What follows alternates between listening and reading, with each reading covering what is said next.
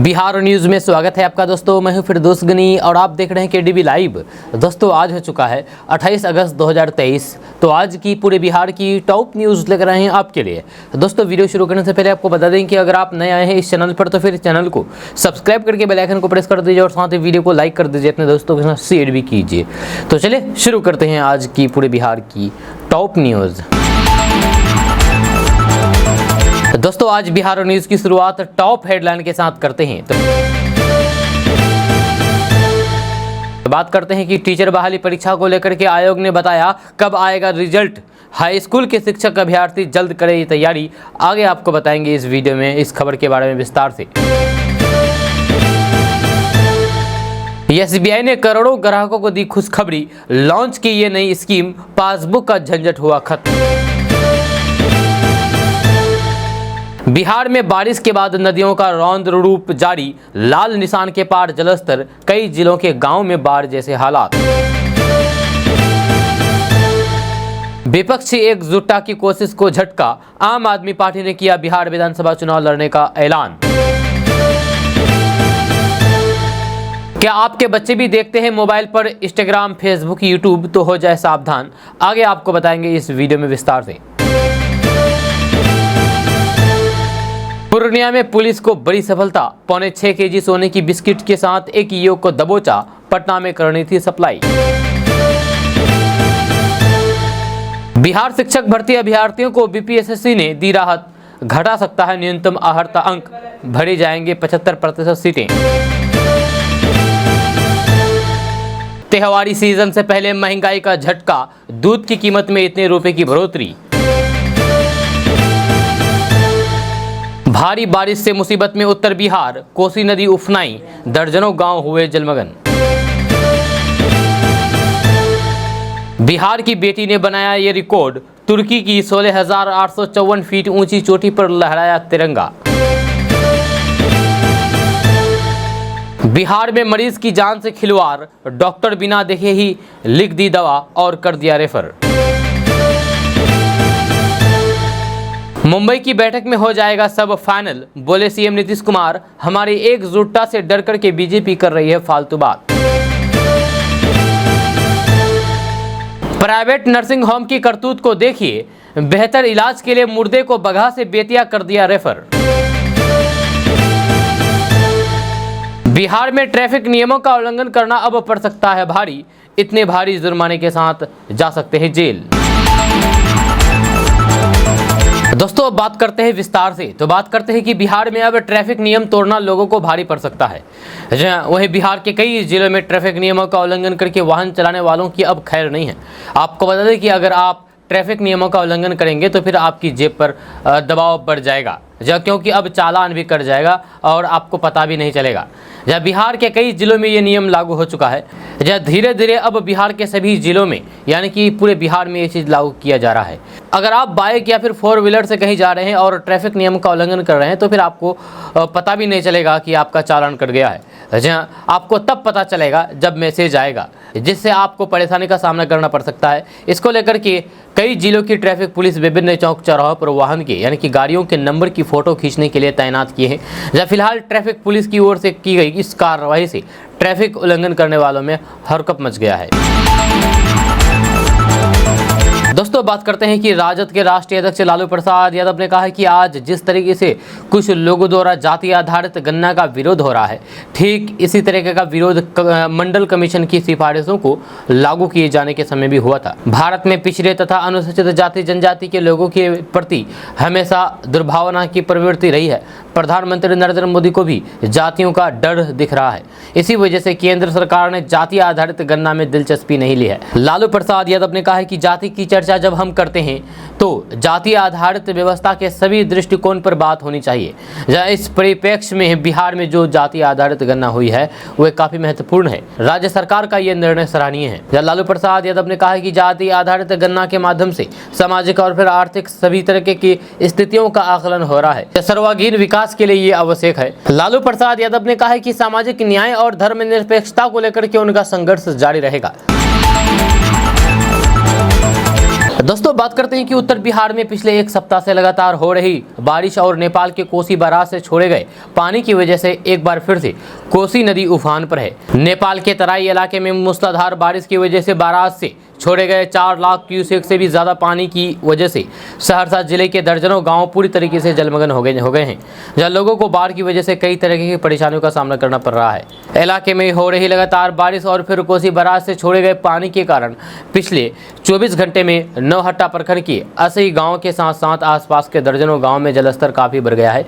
इसकी वजह से गाँव के गाँव और फिर घर के घर पूरी तरीके से जलमग्न हो चुके हैं। एक न्यूज़ चैनल की टीम को इस गाँव में पहुँचने के लिए नाव का सहारा लेना पड़ा, क्योंकि सड़क मार्ग पर 5 से 6 फुट पानी भरा हुआ है। यह सड़क आवागमन के लिए पूरी तरीके से बंद हो चुका है, जहां इस गांव के लोग अपने घरों में कैद हो गए हैं। लोगों ने बताया है कि पिछले 24 घंटे में अचानक से जल वृद्धि के कारण कोसी का पानी इनके घर में घुस चुका है और इनके आसपास खाने पीने की भी दिक्कतें हो गई है। जहां बाढ़ को लेकर के प्रशासन की उदासीनता के कारण भी लोगों के अंदर काफी नाराजगी देखने को मिली है। वहीं पर मंदिर के जलमग्न होने के कारण स्थानीय लोग पूजा अर्चना करने के लिए भी वहां तक नहीं पहुंच पा रहे हैं। गांव के निवासी लल्टू यादव ने बताया है कि पिछले 24 घंटे में पानी भर गया है, जब 2 दिन पहले तक मंदिर आना जाना संभव था, मगर अब ऐसा नहीं हुआ है, अब ऐसा नहीं है।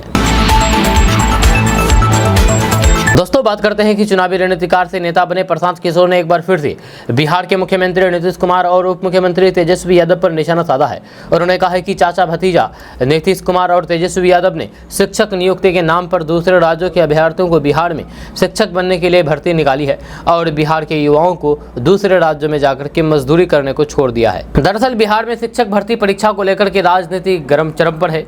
जब बीजेपी ने आरोप लगाया है कि एक तो बिहार में पहले से ही रोजगार नहीं है और जो थोड़ा बहुत निकल भी रहा है उसमें बाहर के लोगों को भी बुला लिया गया है। जनसुराज के सूत्रधार प्रशांत किशोर ने नीतीश कुमार और तेजस्वी यादव पर तीखा हमला बोलते हुए कहा कि तेजस्वी यादव ने वादा किया था कि हम 2 लाख शिक्षकों को नियुक्त कर रहे हैं, अभी तो परीक्षा शुरू हुई है।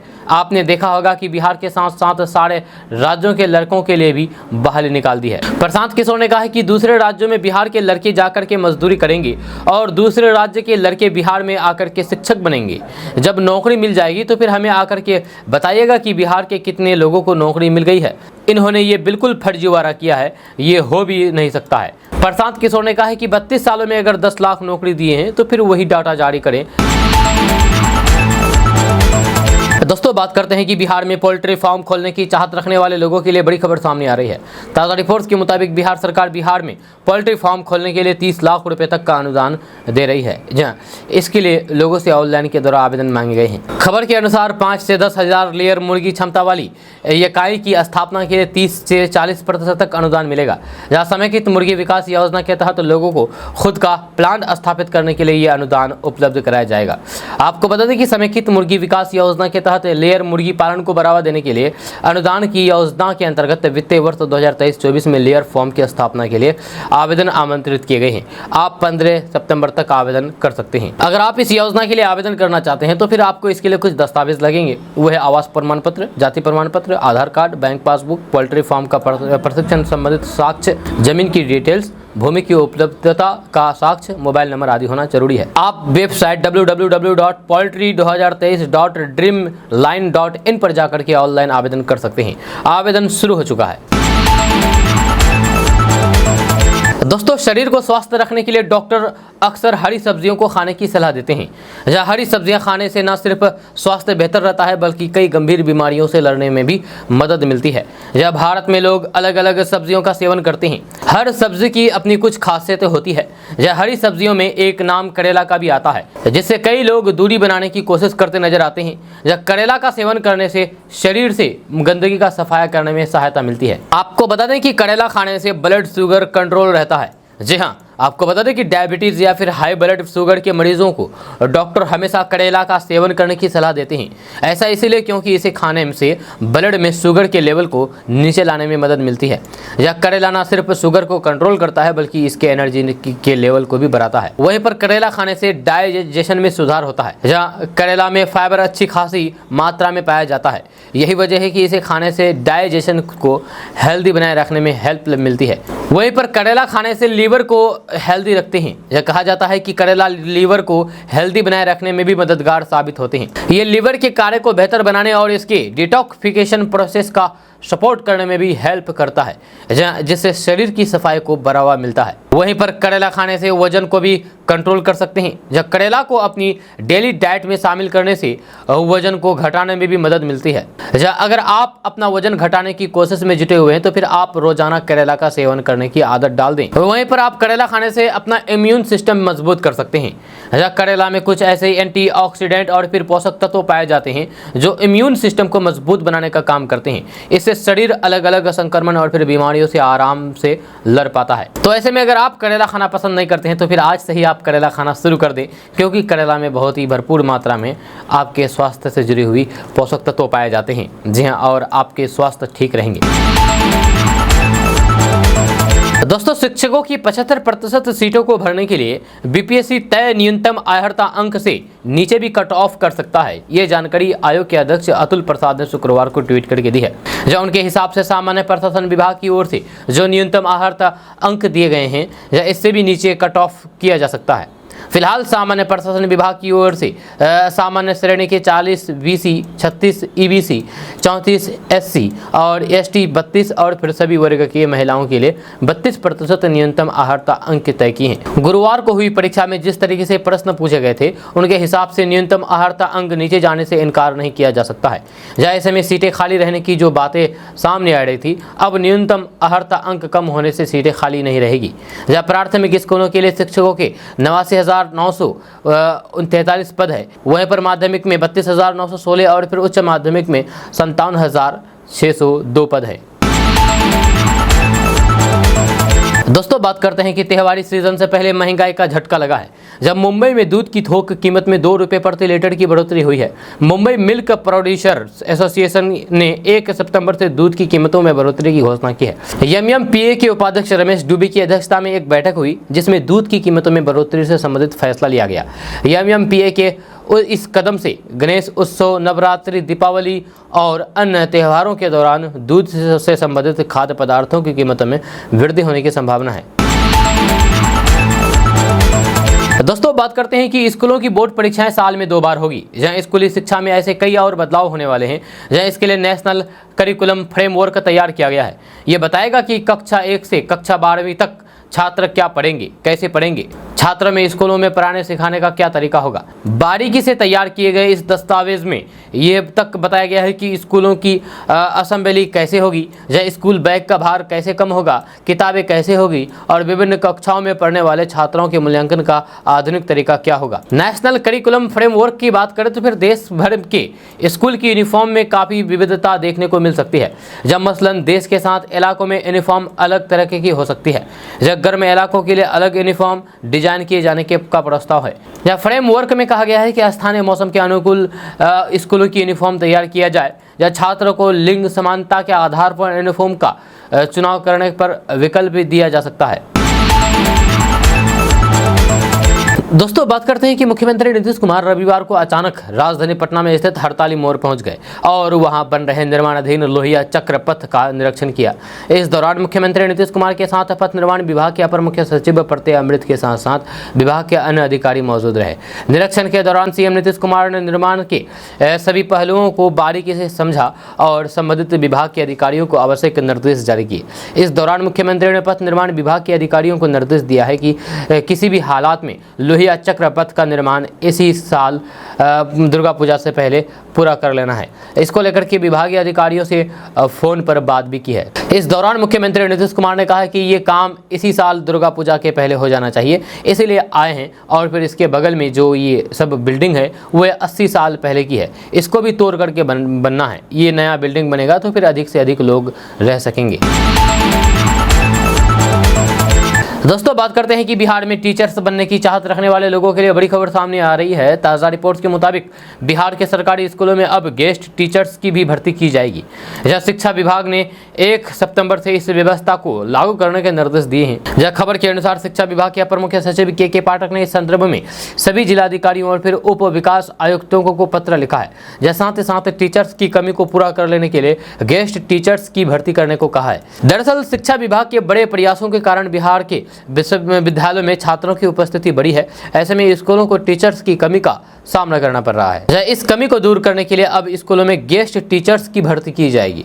आपको बता दें कि बिहार में अभी बिहार लोक सेवा आयोग की ओर से शिक्षकों की नियुक्ति की प्रक्रिया शुरू है, लेकिन इसमें अभी समय लगेगा। इसी को ध्यान में रखते हुए स्कूलों के प्रधान अध्यापकों को गेस्ट टीचर्स की सेवा लेने के लिए प्राधिकृत किया गया है। दोस्तों, बात करते हैं कि नेपाल में पिछले 72 घंटे से हो रही लगातार मूसलाधार बारिश के बाद बिहार की 1 दर्जन नदियां खतरे के निशान से ऊपर पहुंच गई है। बीती रात लखनदेही और तिलावे भी लाल निशान के पार पहुंच गई है। गंडक, कोसी, बागमती, भूतही बलान, कमला बलान, ललबकिया, महानंदा, घाघरा, परमान, बाया नदी पहले से ही खतरे के निशान से ऊपर बह रही है। महज 48 घंटे में 8 नदियां लाल निशान को पार कर गई है। नदियों में 3 से 9 मीटर तक की वृद्धि हुई है। इसके बाद जहां तटबंधों पर दबाव बना हुआ है, वही नए नए इलाकों में बाढ़ का पानी फैलने लगा है। जब बड़े इलाकों में बाढ़ का खतरा भी पैदा हो गया है। इसके बाद पूरे इलाके में हाई अलर्ट घोषित कर दिया गया है। यही नहीं, कोसी नदी में महज 12 दिनों के अंदर दूसरी बार 4 लाख क्यूसेक से अधिक पानी आया है। वीरपुर बैराज पर नदी खतरे का निशान से 56 सेंटीमीटर ऊपर बह रही है। इसके बाद से पूरे बिहार में अलर्ट कर दिया गया है। जल संसाधन विभाग ने तटबंधों की चौकसी बढ़ा दी है। 14 अगस्त को कोसी नदी के वीरपुर बैराज पर 4 लाख क्यूसेक पानी आया था, जबकि बीती रात यहां पर एक बार फिर से 4,14,000 क्यूसेक पानी आ गया है। दोस्तों, बात करते हैं कि बिहार में मानसिक रोगी की संख्या लगातार बढ़ती जा रही है। जो गोपालगंज में भी इसका असर देखने को मिल रहा है। जो गोपालगंज के सदर अस्पताल के मानसिक रोग विभाग में इलाज कराने के लिए रोजाना 20 से 25 रोगी पहुंच रहे हैं। जानकारों की माने तो अकेलापन और फिर अधिक स्क्रीन शेयर करने के कारण इनकी संख्या में इजाफा हो रहा है। इसमें युवा और किशोर की संख्या के साथ साथ महिलाओं की संख्या में भी 40% के आसपास है। जब गोपालगंज सदर अस्पताल में कार्यरत क्लिनिकल साइकोलॉजिस्ट रत्नेश कुमार पांडे ने भी इस मामले में जानकारी दी है। उन्होंने कहा कि पूर्व की अपेक्षा मानसिक रोगी की संख्या बढ़ती जा रही है। जिले में यानी कि गोपालगंज जिले में 8 से 10 की संख्या में मानसिक रोगी इलाज के लिए आते थे, वहीं अब 25 से 30 में आते हैं। इसका बड़ा कारण है स्क्रीन शेयर, अकेलापन, नशा, तनाव, चिंता आदि है। जब कोविड के बाद से किसी को भविष्य की चिंता है तो फिर किसी को कैरियर की चिंता सता रही है। चिंता के कारण लोग मोबाइल की काल्पनिक दुनिया में खोकर के सामाजिक और फिर पारिवारिक रूप से अपनों से दूर हो चुके हैं। ऐसे लोगों को अपने सवालों का जवाब नहीं मिल पा रहा है। हर कोई अपने में डूबा है। मोबाइल में एक क्लिक में इंटरेस्ट की वो सारी चीज़ें मौजूद है जिसे वे पसंद करते हैं। यही वजह है कि अस्पतालों के मानसिक रोग विभाग में ऐसे मरीजों की कतार लंबी होती जा रही है। जब कोरोना के कारण भागती दौड़ती जिंदगी में अचानक ब्रेक लग गया है, लोग घर में बैठ करके टीवी और मोबाइल में खोए रहते हैं। लंबे समय तक वायरस का डर लोगों के मानसिक स्वास्थ्य पर भी प्रभाव डाला है। इस बीच स्क्रीन शेयर करने के साथ साथ ऑनलाइन क्लासेस, चिंता, डर, अकेलापन और अनिश्चितता का माहौल बन गया है। लोग दिन रात इससे जूझते रहे हैं। इसी दौरान कामकाज को लेकर के अनिश्चितता, आर्थिक तंगहाली, पारिवारिक क्लेश, मोबाइल पर अत्यधिक निर्भरता जैसे कारणों ने इंसान को खुद में सिमटने के लिए मजबूर कर दिया है। दोस्तों, बात करते हैं कि लोकसभा चुनाव 2024 की तैयारियों में सभी सियासी पार्टियां जुटी हुई है। जहां अहम मुकाबला एनडीए और इंडिया गठबंधन के बीच है। अलग अलग टीवी चैनलों के सर्वे आना भी शुरू हो गया है। बात अगर बिहार की करें तो बिहार में लोकसभा की 40 सीटें हैं, जो काफी अहम साबित होती है। जब बिहार का चुनावी मिजाज भांपने के लिए इंडिया टुडे सी वोटर ने सर्वे किया, जिसके आंकड़े काफी चौंकाने वाले हैं। जहां एनडीए पर महागठबंधन भारी पड़ता हुआ दिखाई दे रहा है, यानी कि मोदी पर नीतीश भारी पड़ रहा है। मोदी से नीतीश तेजस्वी आगे जा रहे हैं। इंडिया टुडे सी वोटर सर्वे में बिहार की 40 लोकसभा सीटों में से सबसे ज्यादा महागठबंधन को 26 सीटें मिलने की बात कही गई है, जबकि एनडीए को मात्र 14 सीटें मिल सकती है। यह बिहार में एनडीए पर महागठबंधन भारी पड़ता हुआ दिख रहा है, जहां एनडीए को सिर्फ 14 सीटों से ही संतोष करना पड़ेगा। जहां अगर अलग अलग पार्टियों की बात करें तो आरजेडी और जदयू को मिलाकर के 22, एलजेपी को 3 और बीजेपी को 11 सीट मिल सकती है। जब वही कांग्रेस को इस बार के चुनाव में 4 सीटें मिलती हुई दिखाई दे रही है, यानी कि एनडीए के खाते में कुल 14 और इंडिया गठबंधन के खाते में 26 सीट जा रही है। जहां ये इंडिया टुडे की सर्वे के मुताबिक। आपको बता दें कि 2019 का लोकसभा चुनाव जेडीयू, बीजेपी और एलजेपी के साथ मिलकर के लड़ा था। तब नीतीश कुमार एनडीए के साथ थे। बीते साल अगस्त 2022 में उन्होंने एनडीए से नाता तोड़ लिया। अब वो कांग्रेस, आरजेडी और फिर लेफ्ट पार्टियों के साथ बिहार में महागठबंधन की सरकार चला रहे हैं। 2019 में एनडीए ने बिहार में क्लीन स्वीप किया था और 40 में से 39 सीटों पर जीत हुई थी। लेकिन इस बार जो सर्वे सामने आ रहा है, इस सर्वे से पता चलता है कि इस बार मोदी को बिहार से बहुत बड़ा झटका लगने वाला है। जहां मोदी से लोगों का भरोसा अब उठने लगा है, क्योंकि आए दिन सर्वे सामने आते रहते हैं और सभी सर्वे में महागठबंधन आगे बढ़ रहे हैं।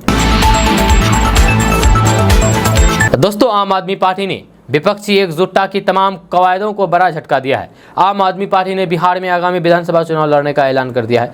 आम आदमी पार्टी के महासचिव संदीप पाठक ने शनिवार को दिल्ली में बिहार संगठन के नेताओं के साथ बैठक की। उन्होंने कहा कि आम आदमी पार्टी बिहार में विधानसभा चुनाव लड़ेगी। हालांकि उन्होंने माना है कि चुनाव लड़ने के लिए एक मजबूत संगठन का होना जरूरी है। देखना दिलचस्प होगा कि विपक्षी दल खास तौर से जेडीयू और राष्ट्रीय जनता दल यानी कि आरजेडी आम आदमी पार्टी के इस ऐलान को कितने गंभीरता से लेते हैं। आपको बता दें कि बिहार में 2025 में विधानसभा चुनाव होने वाले हैं। यही नहीं, उनसे पहले साल 2024 में लोकसभा चुनाव भी होने वाले हैं। जब बिहार के मुख्यमंत्री नीतीश कुमार समेत कुछ अन्य नेता साल 2024 में होने वाले लोकसभा चुनाव को लेकर के विपक्षी दलों को एकजुट करने में जुटे हुए हैं। उससे पहले आम आदमी पार्टी की ये ऐलान करके विपक्षी दलों पर एक दबाव बना दिया है। एएनआई की रिपोर्ट्स के मुताबिक दिल्ली में आम आदमी पार्टी की बिहार इकाई के नेताओं की पार्टी मुख्यालय में एक बैठक हुई। आम आदमी पार्टी के महासचिव संदीप पाठक दिल्ली में स्थित आप मुख्यालय में बिहार संगठन के नेताओं को संबोधित किया। उन्होंने कहा कि बिहार में चुनाव लड़ने के लिए एक मजबूत संगठन का होना बेहद जरूरी है। ये बिहार का दुर्भाग्य है कि वे गंदी राजनीति के कारण उतना आगे नहीं बढ़ पाया जहां उसे होना चाहिए था। आम आदमी पार्टी बिहार में चुनाव लड़ेगी, लेकिन इसके लिए एक मजबूत संगठन का होना जरूरी है। संदीप पाठक ने कहा कि हम बिहार में चुनाव लड़ेंगे, लेकिन पार्टी तय करेगी कि कब लड़ना है। हम बिहार में सीधे चुनाव नहीं लड़ सकते हैं। इसके लिए हमें पहले संगठन को मजबूत करना होगा। हमें हर गांव में अपनी कमेटियां बनानी होगी। हमें संगठन को मजबूत और फिर विस्तारित करने के लिए अभी से मेहनत करनी होगी। बिहार में एक बार जब संगठन मजबूत हो जाएगा तो फिर हम चुनाव लड़ेंगे और फिर जीत भी दर्ज करेंगे। दोस्तों, सितंबर महीना आने में अभी कुछ दिन और बचे हैं। यह महीना बैंकों में छुट्टियों की भरमार है। अगर आप कोई वित्तीय काम के लिए बैंक जाना चाहते हैं तो फिर आपको एक बार बैंक हॉलिडे की लिस्ट जरूर चेक कर लेनी चाहिए। जब भारतीय रिजर्व बैंक की छुट्टियों की लिस्ट जारी कर दी है, इस लिस्ट के अनुसार सितंबर के महीने में कई त्यौहार हैं। ऐसे में शनिवार और फिर रविवार की छुट्टी को मिला करके कुल 16 दिन बैंकों में छुट्टी रहेगा। यह अवकाश सार्वजनिक क्षेत्र के अलावा प्राइवेट और फिर सहकारी बैंकों में भी रहेंगे।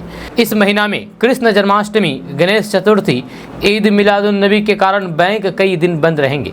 ऐसे में अगर आपको इस महीने में बैंक से संबंधित कोई भी जरूरी काम है तो फिर छुट्टियों की लिस्ट को देख करके ही अपनी प्लानिंग करें, वरना बाद में आपको बड़ी परेशानी का सामना करना पड़ सकता है। दोस्तों, आजकल हर व्यक्ति स्मार्टफोन का इस्तेमाल कर रहा है। जहां बड़ों में ही नहीं बल्कि बच्चों में भी मोबाइल की लत देखने को मिल रही है। काफ़ी हद तक माता पिता ही इसके लिए जिम्मेदार हैं। जब वे बच्चों को चुप कराने या फिर खाना खिलाने के लिए मोबाइल थमा देते हैं, वही बच्चों को अब पढ़ाई के लिए भी मोबाइल की ज़रूरत होती है। लेकिन वे पढ़ाई करने के अलावा उस पर सोशल मीडिया चलाते हैं और वीडियोज़ देखते हैं। आपको बता दें कि बच्चों से लेकर के बड़ों तक में आजकल सोशल मीडिया का काफ़ी क्रेज़ देखने को मिल रहा है। हालांकि सोशल मीडिया का ज़्यादा इस्तेमाल बच्चों पर गलत प्रभाव डाल रहा है। आजकल बच्चे सोशल मीडिया प्लेटफॉर्म जैसे TikTok, Instagram, Facebook, YouTube, Snapchat पर काफ़ी सक्रिय रहते हैं। लेकिन ये आदत उनके मानसिक स्वास्थ्य के लिए ठीक नहीं है। स्कूलों का कहना है कि सोशल मीडिया के कारण बच्चों और फिर किशोरों के मानसिक विकास पर प्रभाव पड़ रहा है। जब बच्चों और किशोरों के दिमाग पर सोशल मीडिया के पड़ने वाले असर को लेकर के कई स्टडी भी हुए हैं, जिनमें चौंकाने वाली कुछ बातें सामने आई है। वहीं कुछ मनोचिकित्सकों का कहना है कि हाल ही में हुई कई रिसर्च बताते हैं कि सोशल मीडिया के इस्तेमाल ने बच्चों में तनाव की समस्या बढ़ाई है। जब मोबाइल और सोशल मीडिया की लत ने बच्चों में एंजाइटी और ईटिंग डिसऑर्डर जैसी समस्याएं पैदा की है।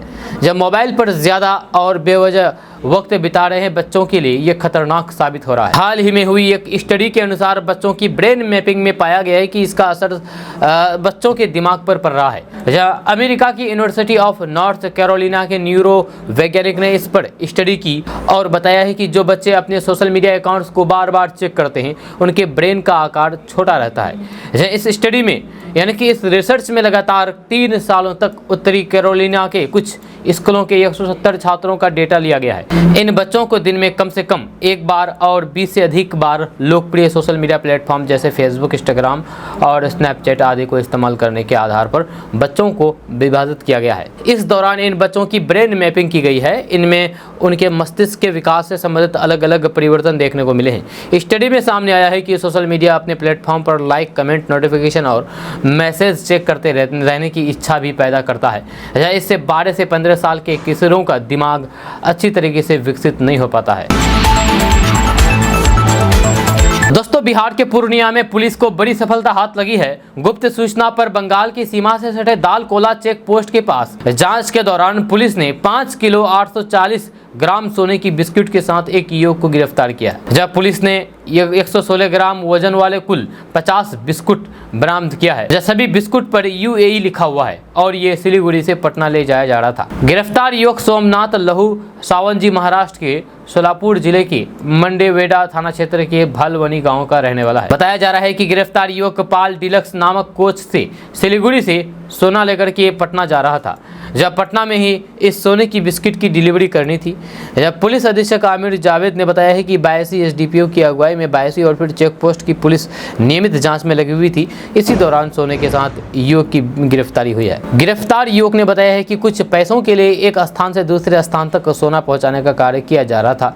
जब पहली बार सिलीगुड़ी से सोना लेकर के पटना पहुंचाया जा रहा था। आमिर जावेद ने बताया है कि सोना के संबंध में कोई भी कागजात अभी आरोपी ने पेश नहीं किया है और न ही अभी माल देने वाले अथवा जिन्हें डिलीवरी देना था उनका नाम बताया है। पुलिस जांच कर रही है। दोस्तों, बात करते हैं कि बिहार के 4 जिले समस्तीपुर, भागलपुर, सहरसा और पूर्णिया में पुल का निर्माण होगा। पथ निर्माण विभाग ने इसकी प्रशासनिक मंजूरी दे दी है। इन पुलों के निर्माण की घोषणा समाधान यात्रा के दौरान मुख्यमंत्री नीतीश कुमार ने की थी। विभागीय अधिकारियों के अनुसार समस्तीपुर के वारिसनगर प्रखंड के नगरबत्ती और फिर हकीमाबाद प्रखंड के राजघाट पर पुल का निर्माण होगा। इस मद में 48 करोड़ 87 लाख खर्च किए जाएंगे। जहाँ साल 2023-24 में 19 करोड़ 55 लाख खर्च करने और 40% काम पूरा करने की योजना है। जबकि वित्तीय वर्ष 2024-25 में 29 करोड़ 34 लाख रुपए खर्च करने और 100% कार्य पूरा करने का लक्ष्य तय किया गया है। पूर्णिया में महानंदा नदी पर अभयपुर घाट के समीप SH 94 में बैसा से NH 31 के बीच 207 करोड़ 75 लाख की लागत से पुल का निर्माण किया जाएगा। साल 2023-24 में 83 करोड़ 10 लाख खर्च करके 40% काम पूरा करने का लक्ष्य तय किया गया है। जबकि साल 2024-25 में 124 करोड़ 65 लाख की लागत से 100% कार्य पूरा कर लिया जाएगा। दोस्तों, इस वक्त एक बड़ी खबर टीचर बहाली परीक्षा से जुड़ी हुई निकल करके सामने आ रही है। जहां बिहार लोक सेवा आयोग ने टीचर बहाली परीक्षा के परिणाम को लेकर के यानी कि टीचर बहाली परीक्षा का रिजल्ट को लेकर के जानकारी दी है। जहां आयोग ने टीचर बहाली परीक्षा देने वाले अभ्यर्थियों को जल्द से जल्द रिजल्ट को तैयार रहने का निर्देश जारी किया है। जहां आयोग ने अभ्यर्थियों को अपने कागजात तैयार रखने का निर्देश दिया है। बिहार लोक सेवा आयोग के अध्यक्ष अतुल प्रसाद ने टीचर बहाली परीक्षा के परिणाम को लेकर के बड़ी जानकारी शेयर की है। अतुल प्रसाद ने कहा कि टीचर बहाली परीक्षा का परिणाम 3 चरणों में जारी किया जाएगा। जहाँ पहले चरण में 11 और 12 का रिजल्ट जारी करेगा। जहाँ उसके बाद 9-12 का परिणाम जारी किया जाएगा। जहाँ सबसे अंतिम में प्राइमरी स्कूल के अभ्यर्थी का रिजल्ट जारी किया जाएगा। लोक सेवा आयोग ने कहा है कि टीचर बहाली परीक्षा का रिजल्ट 3 चरणों में जारी किया जाएगा। जहाँ पहले 11 से 12, उसके बाद 9 से 10 और फिर प्राथमिक चरणों में घोषित किए जाएंगे। जहाँ आयोग के चेयरमैन ने 9 से 12 की परीक्षा में शामिल होने वाले उम्मीदवारों को दस्तावेज सत्यापन के लिए तैयार रहने को कहा है। उन्होंने कहा है कि उनका दस्तावेज सत्यापन बहुत जल्द शुरू होने वाला है। वहीं शिक्षक अभ्यर्थियों की तरफ से लगातार प्रश्न कठिन होने को लेकर के सवाल उठाए जा रहे हैं। सवाल पर लोक सेवा आयोग के अध्यक्ष अतुल प्रसाद ने कहा है कि प्रश्नों की कठोरता इस बात पर निर्भर करता है कि फिल्टरिंग की कितनी आवश्यकता है। जब उम्मीदवार का रिक्त अनुपात जितना बड़ा होगा, फिल्टर उतना ही महीन होना चाहिए और इस बार की परीक्षा में यही हुआ है। इधर उन्होंने ये भी जानकारी दी है कि हाई स्कूल के टीचर यानी कि 9 से 12 तक की परीक्षा देने वाले अभ्यर्थी अगर कई पेपर में अयोग्य नहीं हैं तो फिर उनका चयन हो जाएगा। लेकिन प्राइमरी में ऐसा नहीं है। उन्होंने हर एक परीक्षा में पास होना ज़रूरी होगा, तभी उनका चयन हो पाएगा। दोस्तों, देश के सबसे बड़े सरकारी bank state bank of India यानी कि SBI के करोड़ों ग्राहकों के लिए बड़ी खुशखबरी है। SBI ने एक नई स्कीम लॉन्च की है जिसके माध्यम से ग्राहक सोशल सिक्योरिटी स्कीम में सिर्फ आधार कार्ड से ही अपना नामांकन करा सकेंगे। यानी कि अब ग्राहकों को इसके लिए पासबुक लेकर के नहीं जाना पड़ेगा। स्कीम के लॉन्च मौके पर एसबीआई के अध्यक्ष दिनेश खारा ने एक कस्टमर सर्विस पॉइंट यानी कि सीएसपी का अनावरण किया, जहां पर ग्राहकों को इन सुविधाओं का लाभ मिलेगा। साथ ही लॉन्चिंग के मौके पर दिनेश खारा ने कहा है कि हमारा लक्ष्य समाज के हर वर्ग के लोगों को सशक्त बनाना और उन्हें वित्तीय सुरक्षा तक पहुंच प्रदान करना है। इस स्कीम के लॉन्च होते ही एसबीआई के ग्राहकों को अब सोशल सिक्योरिटी स्कीम जैसे प्रधानमंत्री जीवन ज्योति बीमा योजना, प्रधानमंत्री सुरक्षा बीमा योजना और अटल पेंशन योजना जैसे स्कीम में नामांकन करने के लिए सिर्फ आधार कार्ड की जरूरत होगी। यानी कि अब उन्हें बैंक द्वारा लॉन्च किए गए कस्टमर सर्विस पॉइंट पर पासबुक ले जाने की आवश्यकता नहीं पड़ेगी। एसबीआई की ओर से जारी एक बयान में कहा गया है कि इससे नामांकन प्रक्रिया को सरल और तेज बनाने में मदद मिलेगी। दोस्तों, हमारे सीमांचल में कारीगरों की कमी नहीं है। हमारे सीमांचल में एक से एक टैलेंटेड लोग हैं, लेकिन उसको निखारने की जरूरत है। उन्हें पहचान नहीं मिलने के कारण वे अपने टैलेंट को ज़्यादा दूर तक नहीं निखार पा रहे हैं। इन्हीं में से कटिहार की एक टैलेंटेड है। आपको बता दूं कि कटिहार के मनिहारी प्रखंड के फतेहनगर पंचायत में स्थित चेंगा गोपालपुर गांव में आदिवासी दंपति गब्रियल हंसदा और उनकी पत्नी रेविका टूडू द्वारा बांस से बनाए गए सामान की मांग लगातार बढ़ती जा रही है। जब पटना में हस्तशिल्प प्रदर्शनी में आदिवासी दंपति ने अपने हाथ से बांस के सामान को भी प्रदर्शित किया। प्रदर्शनी में विदेशी मेहमानों ने भी बांस से निर्मित सामान की प्रशंसा की थी। बांस से निर्मित सामान दूर दराज तक पहुंच रहा है।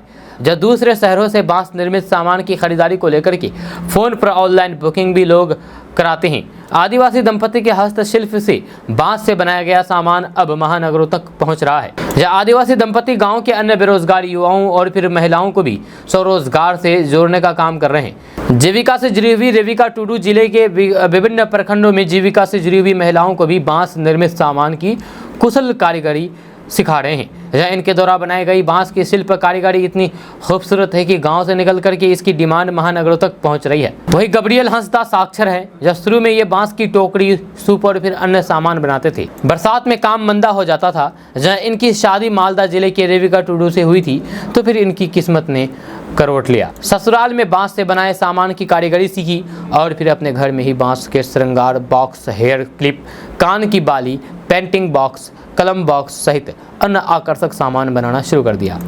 हालांकि शुरुआत में इन्हें थोड़ी बहुत परेशानी हुई। जब गब्रियाल ने बताया है कि कुछ साल पूर्व जीविका के एक कर्मी घर पर आए तथा बांस से बने सामान को देख करके अपने साथ जीविका कार्यालय ले गए। जीविका के पदाधिकारी द्वारा इसे पसंद किया गया। दोस्तों, बात करते हैं कि बिहार में इस साल मानसून समय से 2 दिन पहले प्रवेश किया है। इसके बावजूद भी बिहार में अब तक सामान्य से 27% कम बारिश हुई है, जबकि बिहार के सिर्फ भागलपुर और फिर अररिया जिले में ही सामान्य से अधिक बारिश हुई है। जब इसके अलावा अन्य जिलों में सामान्य से कम बारिश हुई है। जब वही सहरसा और सीतामढ़ी में सामान्य से आधी भी बारिश नहीं हुई है।